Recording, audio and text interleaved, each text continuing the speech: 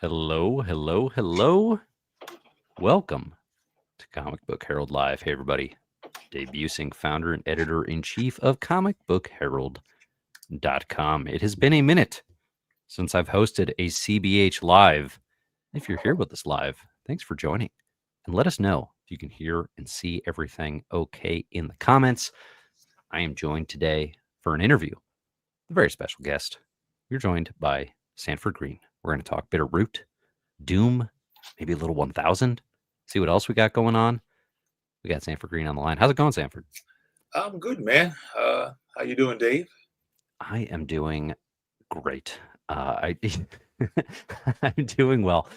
I used to. So I don't know if you know this, Mm, but you were one of the first, definitely 10, maybe 5 interviews I ever did. really? So I started doing CBH interviews in 2020. And I think a lot of projects started in 2020, right? Yeah, People were figuring things out, yeah, and you were one of like the first people who said they'd do it, and were super cool about it, and we got to talk Bitterroot, and that was pretty early days, I wow. think, in the Okay. series, Yeah, um, and now here you are, 5 years later, 100 plus interviews later, and you probably yeah, don't remember it, but I certainly do. I can't go back and listen to those without just the most wincing, cringing feeling. yeah, Even if they're fine, like even if it's decent, it's just I don't know, it's really hard to like go and listen to myself for me. But anyway, we're here now. We're in this moment. We're going to enjoy it. yeah, man. Again, thanks everybody who's here in the comments. Get in your thoughts. Be respectful to those around you, but get in some questions, get in some ideas, and we're going to talk Bitterroot. We're going to talk Doom, and I'm excited. So, Sanford, you reached out, Yeah, and we got Bitterroot, the next movement coming up, and wanted to get this in front of people, let people know the series is coming back. So my first question, probably everybody's question, is why now? Why now? What about this moment means it's time for more Bitterroot? mm. Well, why now? Uh, a very straightforward answer. The world around us is showing us something. I think over the last, honestly, since we put the book out the first time around, back in 2018, and you fast forward through that time period up to the big story arc. We felt like we told a complete story, but there was still room to tell more. We left a bit of a open door to some degree to tell more. And that was by design. We wanted to do that. We wanted to make sure that we had the space to be able to close the chapters, and leave a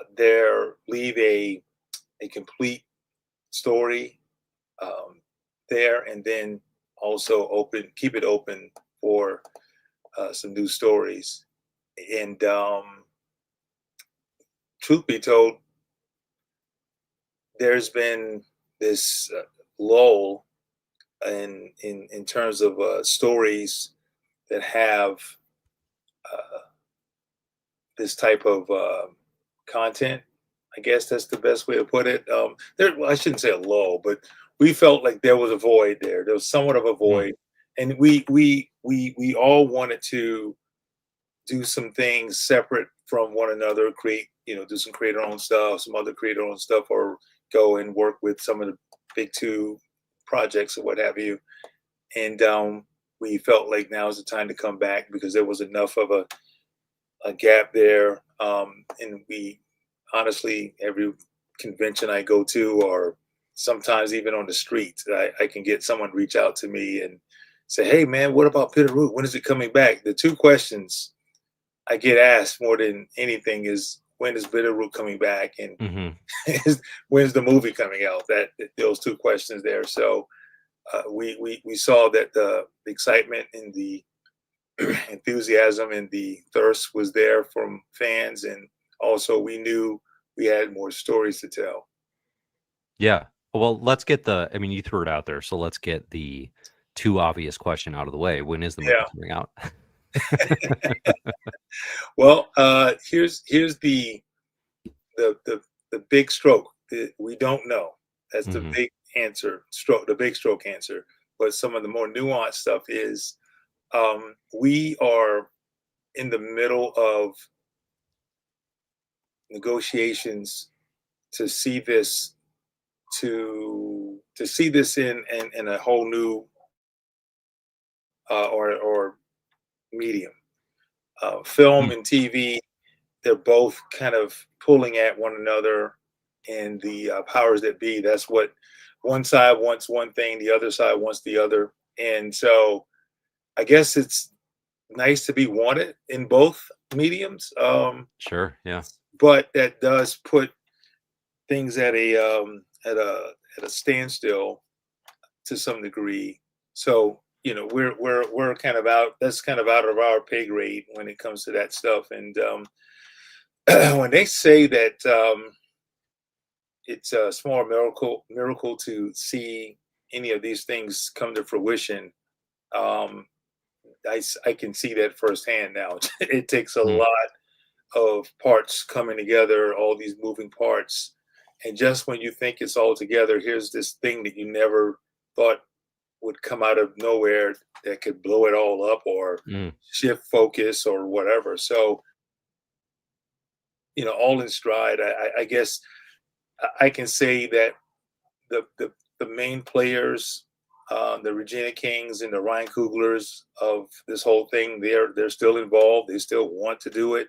Mm. To some degree, I'm a little surprised that they still want to do it after we had a pandemic, writer strike, director strike. Yeah, we had all these entities that interfered with the flow of things, and so it's kind of flattering that they still want to be a part of it. So Yeah. things are there. We got some nice foundational things, a script and things of that nature. It's just about trying to get the powers to be to settle on the direction. Sure. Sure. Okay. I mean, that it is. I'm surprised to hear that, because Ryan Coogler was announced as part of as director, I think in like 2018.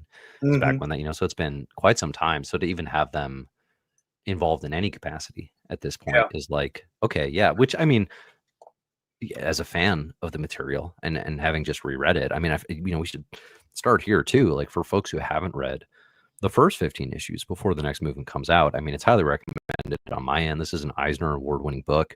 I mean, Sanford, it's not surprising. This is one of the question you're going to get hit with at cons Yeah. because like this book's awesome. I mean, it stands out. I mean, you and David Walker and Chuck Brown, like this is a very heady but memorable and resonant concept. When you have a series like this, Mm. it becomes the thing you're known for. Like how like y'all took a break. How hard was it to kind of to do anything else? Like did you feel like, like, well, I'm the bitter root guy now? Like, is there any pressure there in that regard?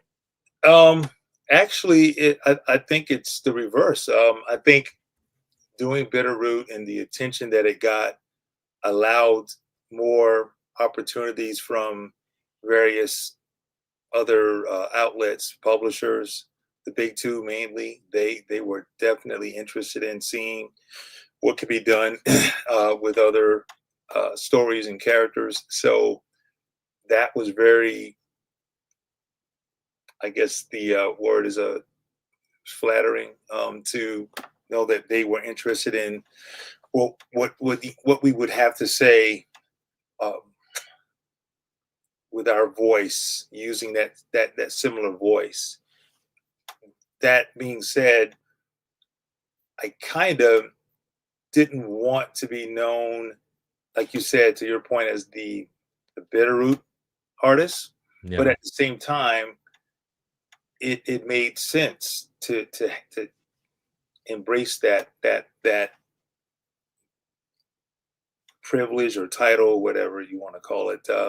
So it definitely was something that I quickly had a pretty healthy perspective on. And so took that into various projects and was able to ask for certain things that I wouldn't have been able to achieve beforehand. Um, especially with the Doom project, that was one of the big opportunities to kind of really tell a story from the ground up, using the big two, properties. So what kind of like on a project like Doom, is the success a bitter root? Like you said, you get to ask for things. Is it just like getting in the door to pitch that? Is it a certain amount of creative control? Like what does that afford you having had that success? Like what types of things? Yeah, it's all that stuff. Being able to pitch a story that is off the continuity grid, Yeah. that's always a plus, to be able to get their attention with something that isn't tied into a dozen other titles or what have you. When they listen to those kind of stories, there's two factors at play. One, the story has to be really compelling for them to be interested in that. But also, it's a credit to who's pitching the stories or pitching those ideas, if you will. It doesn't hurt to have Jonathan Hickman tied to it as well, to be honest with you. So it's like, but truth be told, that the story was something that they were they were interested in before I even put Jonathan Hickman's name out there. So Hmm. it was, all those things. So did you connect with Hickman first and collaborate, or like a Marvel editorial kind of like, hey, I think this would like what was the synthesis of the two of you coming together to tackle the project? It was just us chopping it up at a convention one time, and he doesn't live too far from here. He lives about 45 minutes away. Oh, So okay. we would meet periodically, grab dinner or lunch or what have you, and just talk about some possibilities for things. And at some point, we were going to do something like pretty solid, and things kind of fell apart. And 2 years later, we come back, and it's just a lot of this is very fluid, and that just happened to be the perfect time to where he was able to just kind of jump in. And plus we were pitching a one shot, like an annual. That was the idea from the beginning. I didn't want to do something long form or anything like that. They try to get a mini series out of me, and I was like, no, I'm not doing that, because Yeah. I know how that can play out. And not saying that it wouldn't work. It's just that I know my schedule, and I know that in order to really make it great and have a certain level, and especially with the vision that I had, um, the most sensible thing was to do this annual type format. Yeah. I mean, it was my favorite Marvel comic of last year. I mean, I love Wow, it. It's such a cool book. thanks. If people haven't read it, I mean, you got to get a copy. It's worth owning. It's fascinating to me that you pushed for the one shot approach as opposed to, kind of the 5-issue miniseries has become Marvel stock and trade, Hmm. certainly over the last several years. Because it's not, I constantly, when I came on here weekly, would talk about how DC Black Label offers this, creator owned sort of creator driven vision, and kind of artistic experience through these characters that we all know and love. And Hmm. Marvel just hasn't really ever had a comp. And this Doom one shot was, I mean, really, it's one of the only things to my mind that kind of rivals that Black Label type approach. Hmm. Um, so it's amazing to me that it ever even happened. Right, Like it's kind right. of because it really stands out compared to everything else that they've produced. I guess was there like how hard did you have to push to get it out of the miniseries format? Well, not too hard. Shout outs to Will Moss, who's Mm, definitely, I consider, probably the best editor out there. He really understands, and there are a lot of great editors. Don't get me wrong, but yeah, he has a really good knack for keeping things what they should be, And what I mean by that is he knew what I was wanting to do, and he knew, and it's not even about whether it could be. If I had the vision for it to be a miniseries, I would have articulated that in such a way to where would he wouldn't fight against it. You see Hmm. what I'm saying? Like Hmm. he knew that I was very passionate about the format and the idea of it having this special one and done feel. And once I laid that out to him, why that I think is the best route to go, he was totally, uh, he was like, okay, fine, let's do that then. Yeah. And there was no pushback or yeah, he let me talk to my superiors and see if that could there's some of that on some level. You have to always kind of keep the trains moving in such a way to where the powers that be are somewhat knowledgeable of where things are going to be headed or what have you. But Hmm. for the most part, it was like, hey, you want to do it this way? I see you're very passionate about this direction. Let's go for it. Obviously, this is going to be it should be your best work if you are even at the early stages clearly laying it out, if that makes sense. Hmm. Like, why go in and try to reconfigure something uh, when you know the way that it's being laid out is very clear and there's a lot of passion behind that. So, I mean, I think for me, even as an illustrator, creator, what have you, he thinks like that. Will Moss thinks a lot like that. He thinks in a way of, okay, you're gonna do your best stuff if you go this route. So I can sense it. Let's go for it. Yeah. Yeah. No, that's great. I mean, that's the kind of support you'd want to see, and I mean, it results in something like this. So I'm curious. So it's just a one shot. It's this giant 50-page Doom Beast.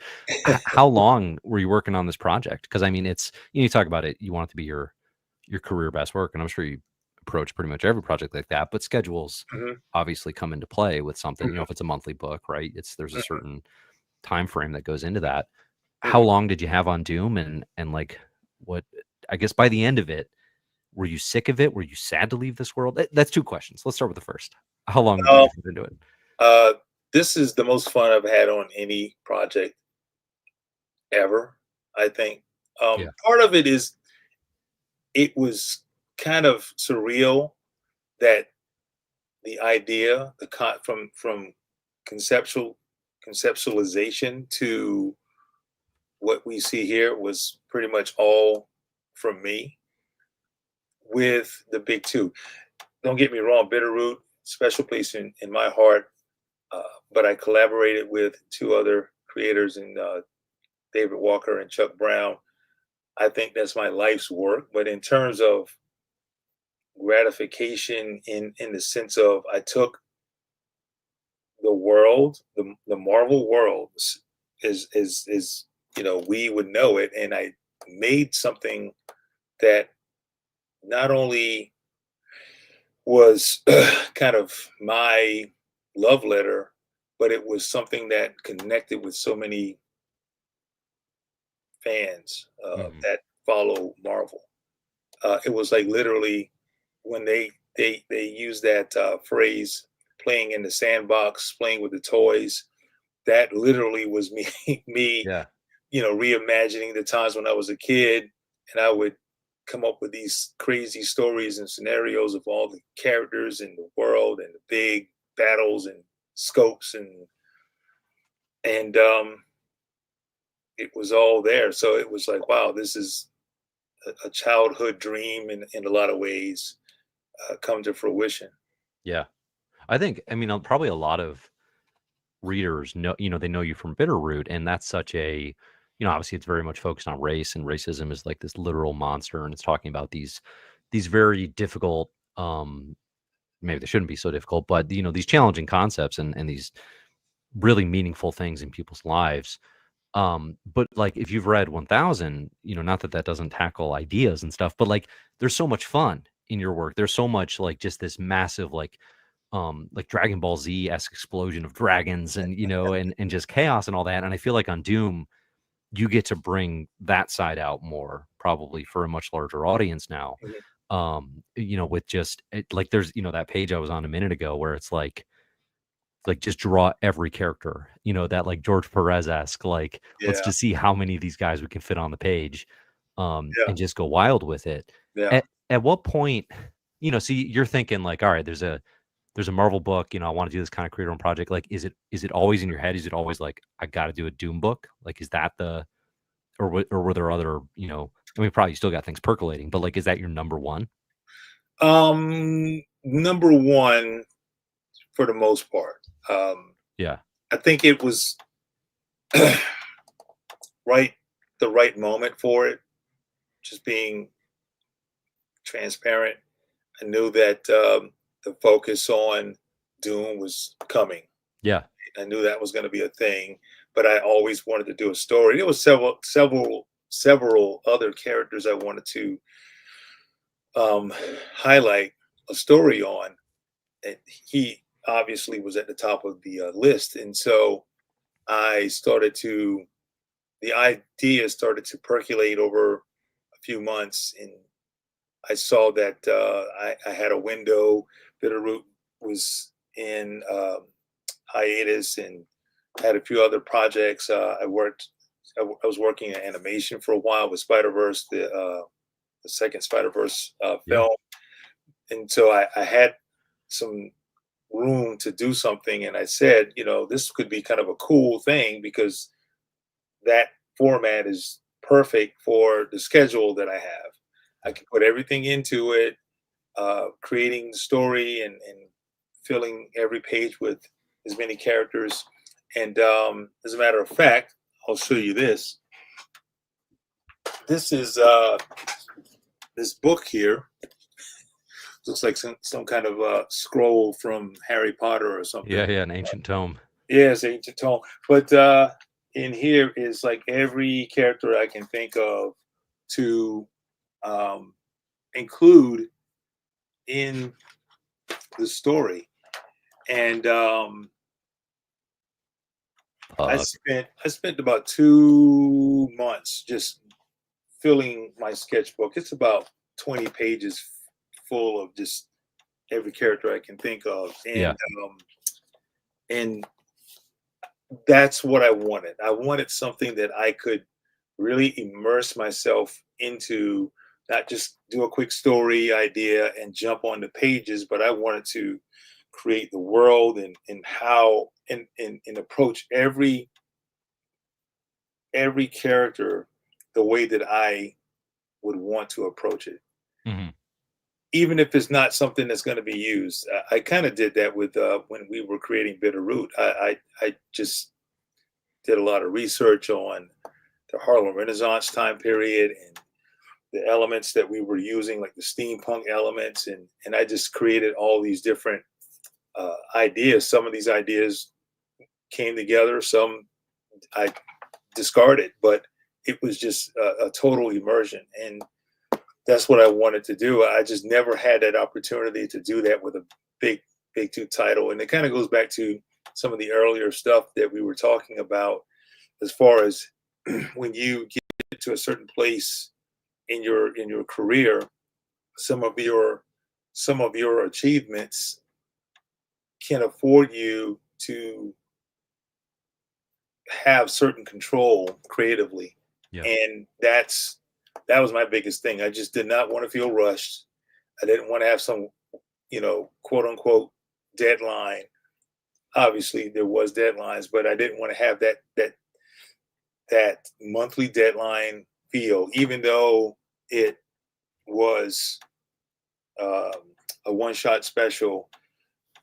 Even with that, I've seen it before. It can be some weird scheduling and wording that's in place that could make this thing feel not like it to make it feel like it doesn't have the special care and thought behind it.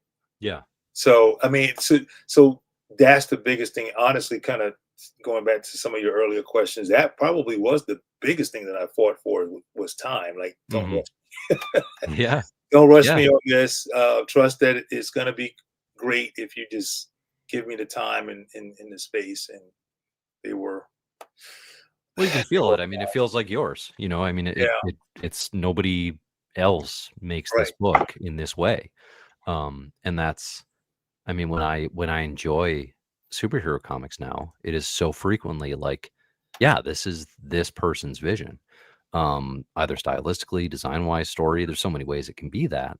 But it means a lot, and you can feel it, I think, a lot of times in the material. So, on that vein, so like this is you through and through, but then you've also got this collaborator who is a massive presence at Marvel and in comics in Hickman. And one of the things that I found really striking about the work is you're doing this future flung Galactus gone mad doom endures story, and it's so cosmic and it's huge, and it's a perfect kind of like end of the world Doctor Doom story, and you get to explore all these ideas. But at the same time, then you have Jonathan Hickman coming in, like ringing the bell of like his own continuity with Hmm. like Val and Yep. Doom and stuff he's written before in Fantastic Four. How did you navigate and sort of like bring those things together? Because I think for some readers they might be like, oh, this must be all from the brain of Hickman, and you're just the one drawing it. And I suspect that's not the nature of the collaboration. It never seems to be in comics. Right. Well, definitely the Hickman factor was something that I knew from a I had the story, but in terms of bridging some of the uh, bridging some of the entities that were at play within the story, a lot of the backstory, the history, the world lore, the Marvel lore. Yeah. I thought Hickman would be perfect for it because, truth be told, I'm not as versed in that. And obviously, who is when it comes to Yeah, comparing sure. it to Hickman? Hickman is literally um, that guy that you can ask him about any corner of the Marvel universe, and he has a story for it. And because he's that knowledgeable of every corner. And truth be told, I learned a lot from him in collaborating with him because when I gave him the germ of the idea, um, he just asked me a few questions, and the questions that he asked, I took a moment and I started explaining them, and he said, "Well, write that down." Okay, write that down, and then the minute I did that, I had other ideas just from that one or two questions. Mm, And I'm like, okay, we may need to stop having this meeting right now because my brain is exploding with some ideas. Let me write those down and come hmm. back to you. Again, that's where this thing right here came from. Just a bunch of just different ideas, and we started to tie in the different ideas to make a more cohesive story. So I had the beginning and the ending, but that middle ground, he helped me to bridge all that stuff. Mm. And I learned a lot, learned a ton from that. That's interesting. What Mm, is there, is there anything specifically or even just sort of conceptually from that experience that you would now bring to Bitterroot and the way you make comics mm, going forward? Or are you noticing that as you're, doing the next movement and that sort of thing? yeah. I honestly wouldn't say bitter roots specifically, but probably more for something that I'm doing on my own. Okay. Yeah. That's where a lot of what I've learned from him would apply.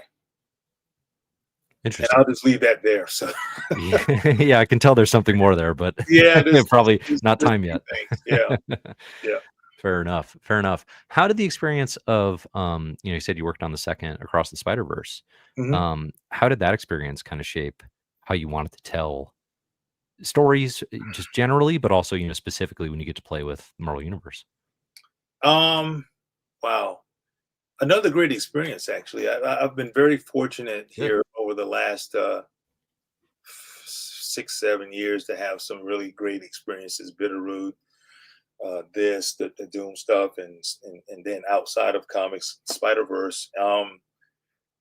Those guys, and I'll say those guys because when I received the opportunity to work for uh, Sony and Marvel on Spider Verse, they were already fans of what I do. They they told me that they had like a big wall full of all these different artists, like creating this influence map. Yeah. I can't say any of the names. I don't think I can. No, I won't say any names. But yeah, there were some of the folks that You'd sell that for good money. yeah. Well, I guess Who's on the wall? yeah, who's on the wall? But I mean, some of the obvious folks that you would think of.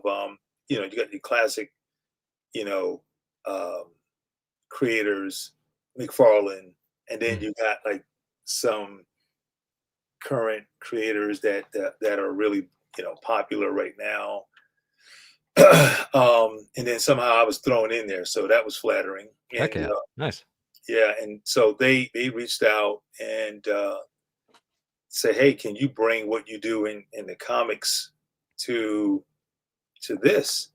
And again, I've done a few small animation projects prior, but they were serious about really bringing what I do to the actual film. Because in the past, I would do these projects, these animation projects, and it's always stylized in a way to where it really fits the animation approach, Hmm. like more open, clean. My style is not open and it's not clean.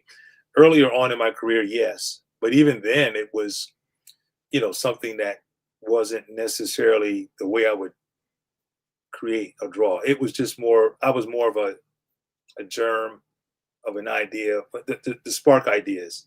Yeah. Now it's like literally we're taking what you do specifically and we're going to put that into this animation or into this film. If you've seen the film, I mean, it's literally every type of recognizable art style within a film. It's It's a insane. bunch. Yeah. So many. Yeah.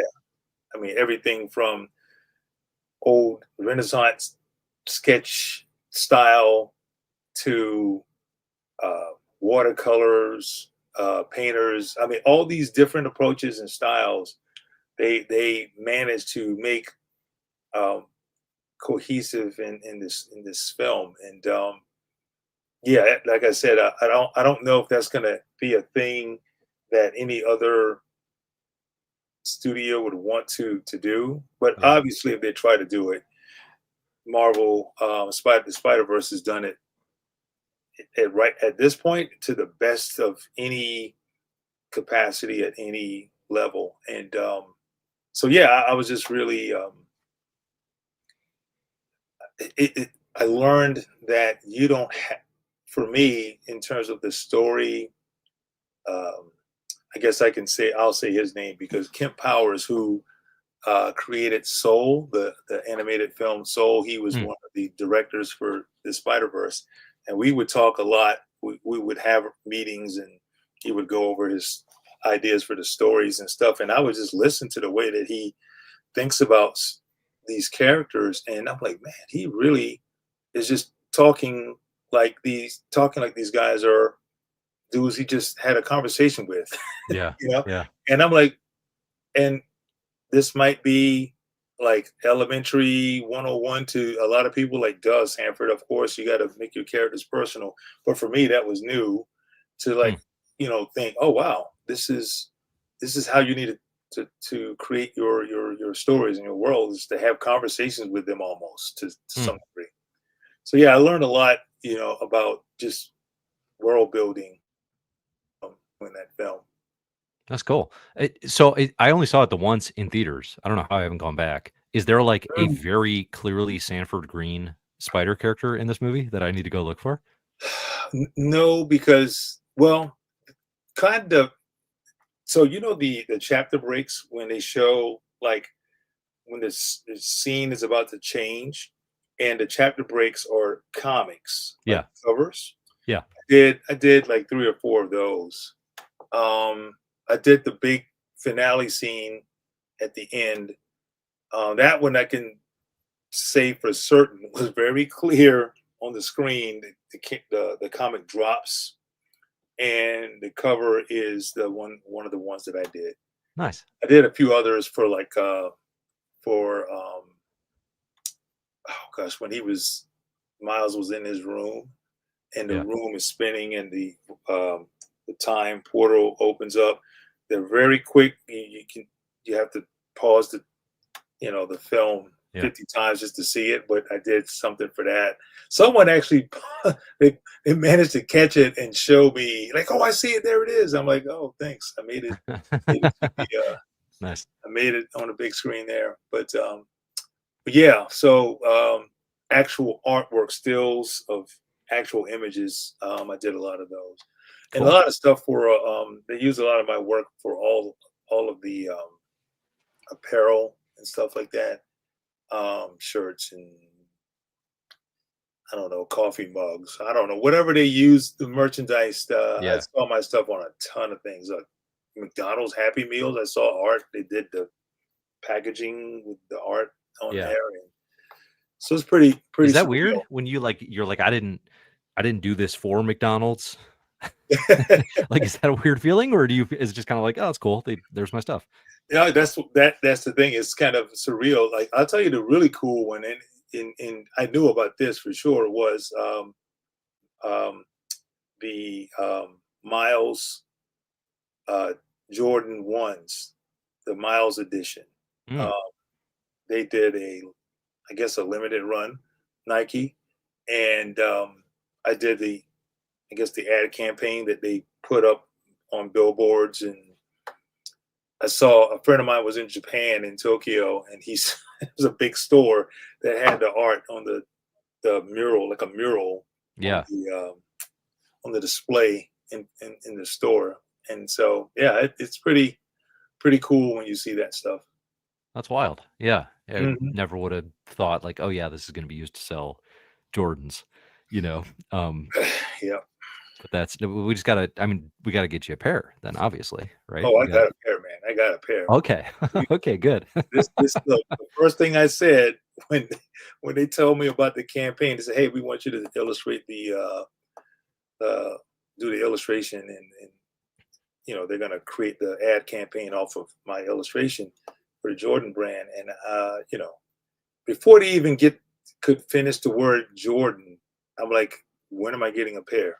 What do I need to do to get a pair of these Jordans?" So yeah, it was pretty cool. They gifted me a pair at the premiere. That's awesome. That Mhm. sounds exciting. Very nice. Very nice. Okay, cool. So yeah, I didn't prep any Spider-Verse stuff, but I Oh, you're wasn't good. aware of that. But that sounds like an awesome experience. I'm glad Yeah. you had a good experience there. Um, I want to bring it back to Bitterroot for a moment. Mm, And you mentioned kind of at the start, as far as it coming back right now in this moment and how it feels like, it's the right time culturally, I think. But then also you mentioned that kind of feeling y'all were feeling like a lull mhm, in stories like this, like Bitterroot, that are so um, focused on Black American fight against racism, you mhm. know? Um, and obviously, right now, if you just look culturally, I mean, people are going to have strong opinions about this stuff, but we have a government fixated on a perceived threat of diversity, of equity, of inclusion, all the things that Yep. Bitterroot is fighting for and Mhm. talking about. Now, you launched this book in 2018, so you aren't strangers to launching into a opposed regime, if Mhm. you will. Mhm. What feels different right now? When you're having conversations with David and Chuck, like, is there a way you approach this now where it's like, man, this has gotten even worse, and you do something differently? How does that work?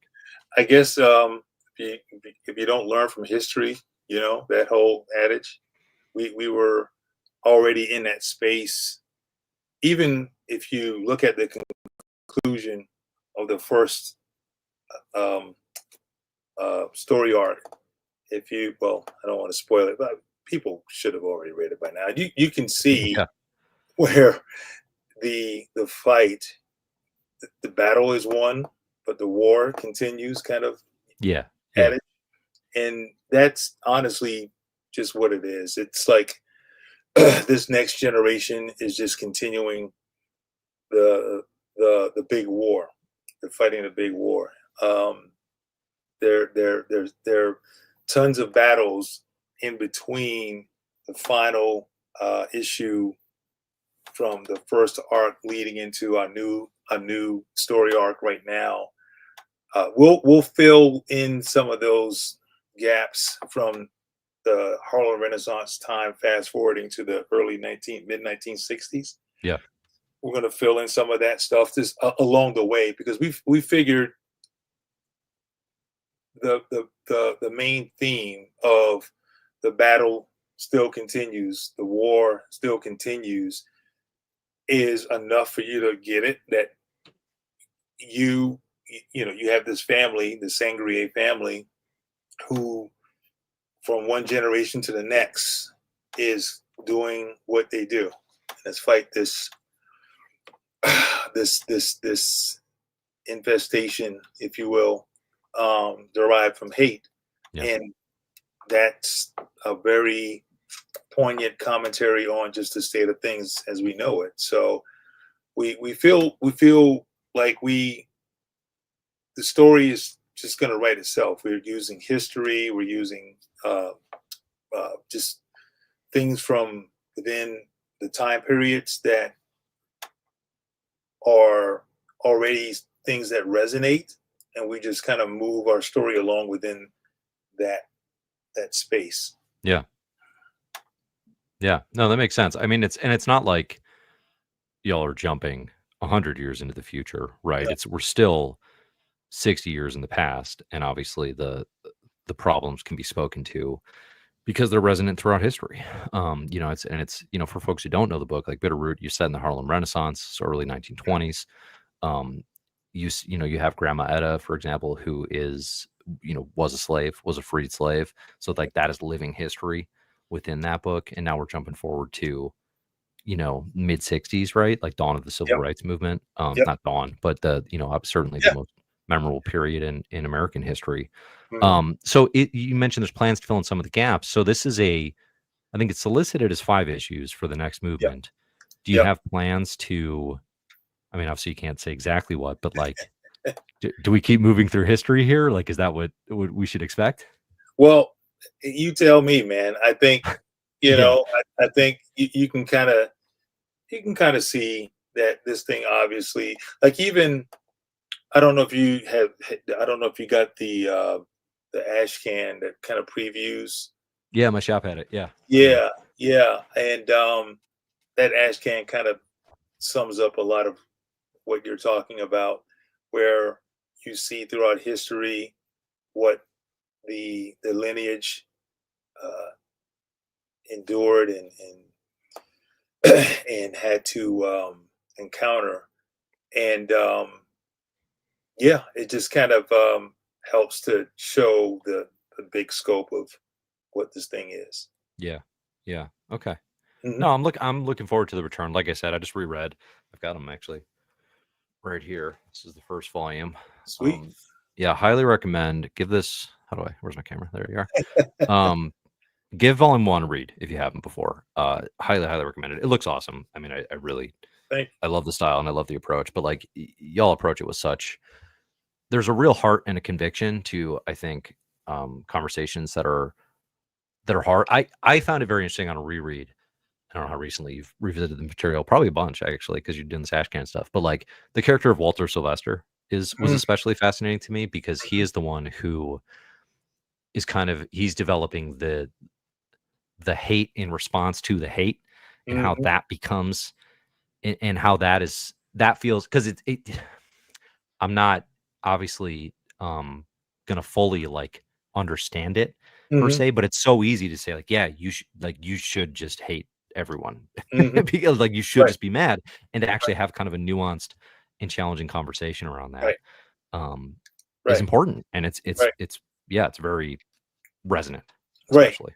Yeah. Yeah. I think that, to your point, that was something that we really felt like, okay, here's where we can really connect with folks, that when you see it on the surface, it's very, okay, talk about racism. All right. But let's go to the next level, and then even a level beyond that, and then maybe even a level beyond that. You start to see all these different levels of how this hate can really affect people. Racism comes in all these various forms, and based on your experience and what have you, that is what we were really trying to connect with, and even how people, how we approach it, how do we deal, cope, if you will, with these things that we may encounter. Some of us, uh, through those experiences, have a certain outlet that is a little more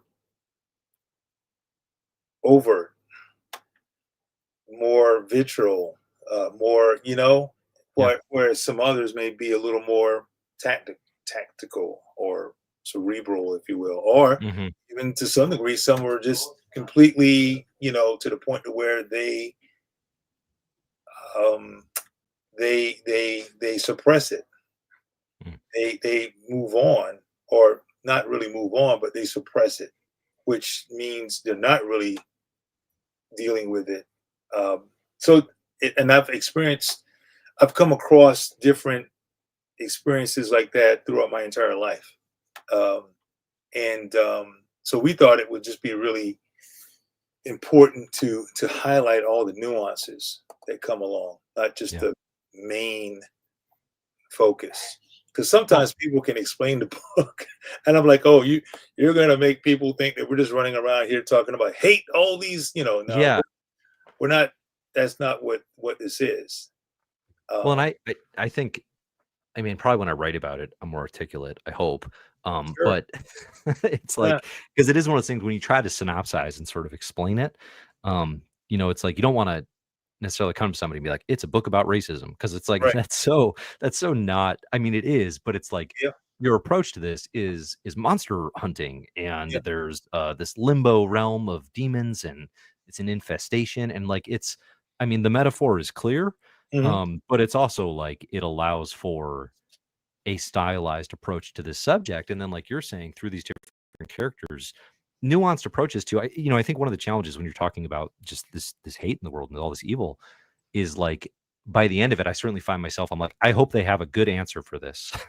but it's like but it's like, of course it has to be nuanced, and it's going to affect people differently, and there's not, this magical cure Right. at the end of the thing. Yeah. It's not how this works, Yeah. unfortunately. Yeah. um but yeah, so the next movement is coming in a couple weeks. Folks should be looking for this at their shop. We're going to the 60s, the family. Um, I'm not ready for a world in which we don't have Berg, so I'm hoping he's like 120 and fine throughout this entire series. But I'm looking forward to it. What Yeah. else would you want to make sure people know, Well, heading into it? to give you a little bit of hope or encouragement, if you will, we don't have Berg, but we do have his daughter. Okay. His daughter is, uh, just as eloquentious as he was. So you can enjoy what she does. I think even, but she has a little more bite to hers, which is even Okay. more effective. I think. I think she is on the second cover, issue two's cover. I don't know if you have that out, available or not. I think it's Not on available me now. for solicitation, so you can, the audience can check it out online. I think I posted it somewhere on IG, some other places. But these two, what you see here, these two characters, these are the brother and sister, um, and it's E2 and and Sandra.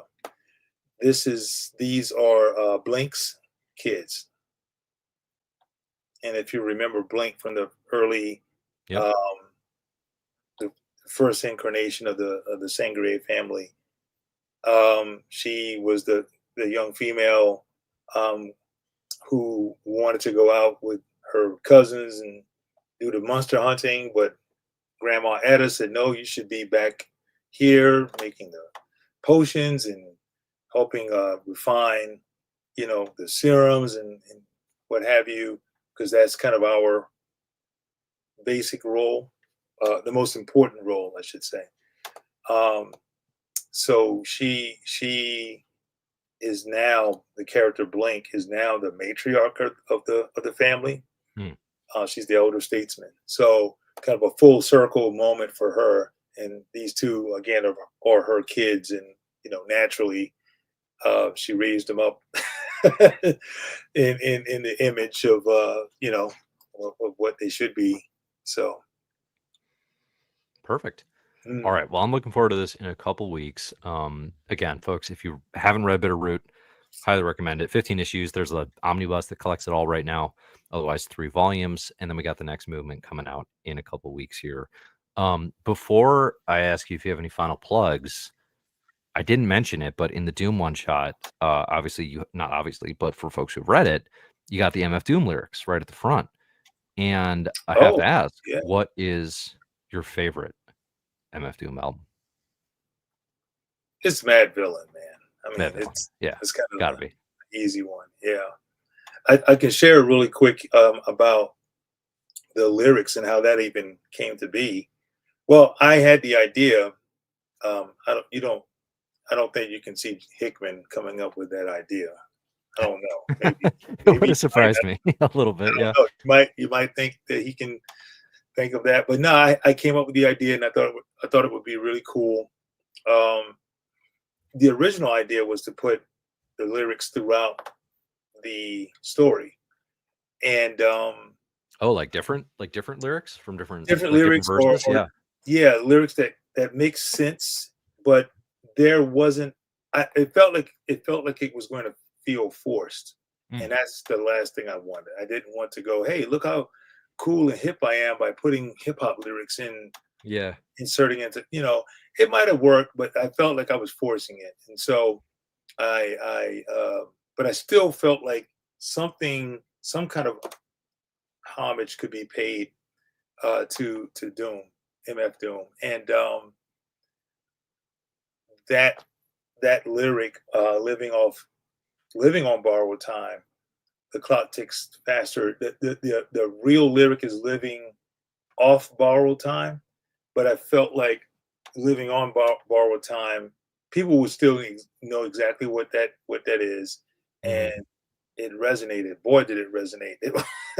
It started to it hit all these different spaces. Complex Magazine and Yeah. Rolling Stone and all these various outlets started to, wow, Marvel pays tribute to MF. Like, Yeah. Right. okay, I guess that was the idea, but it became something bigger just from that. Right. Right. Because of his unfortunate passing not so long ago as Hmm. well. It's fascinating to think about what this would have looked like with verses sprayed throughout. That's really intriguing. But no, this Well, this was such a nice because yeah, it's if you read this and you had no idea, then it works in the story, right? It just reads like the first page of the comic. Whereas if and yep, it's you know what it and it's I didn't fully understand. I still don't fully understand, but like even within the last few years, I'm a huge Doctor Doom fan, and I like MF Doom's work. I was never like I didn't yep, I wasn't there for the when the albums were coming out sort of thing. But like the cultural impact of MF Doom on like promoting like like Marvel animation and yeah, like just Doctor Doom as a character, it's yeah, enormous. It's yeah, so big. Like I had never fully grasped that. So it's a cool homage you got in here. yeah. And shout outs to Will Moss again, who, as I was wrestling with the placement of the lyrics and how it would fit, and he suggested either doing it at the end or at the beginning. And I'm like, what would work? What lyric would work on either end? I couldn't think of anything that felt right towards the end, but um, I was listening to, I don't know, maybe 30 different tracks. Nothing was clicking. And then all of a sudden, something said, listen to the most popular ones and see if you can find it. Because I was going through all the obscure stuff, Yeah. thinking that that was more of where you could find something.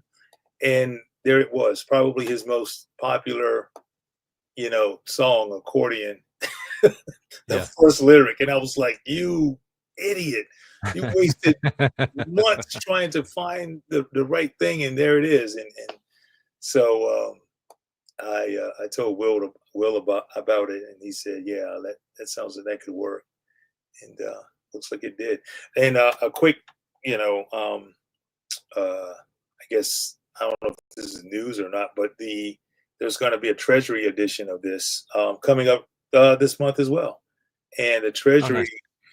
will have all the original black and white art as well, along with all of the character designs that I showed you. Oh, cool. Um, Yeah. on this in this big, tome. So I'm excited about that. So that's coming out this month as well. Very good. Very good. All right. That one I'm definitely gonna be looking for at my shop, as well here as the return of Bitter Root. So Sanford, thanks so much for hopping on. Appreciate you taking the time.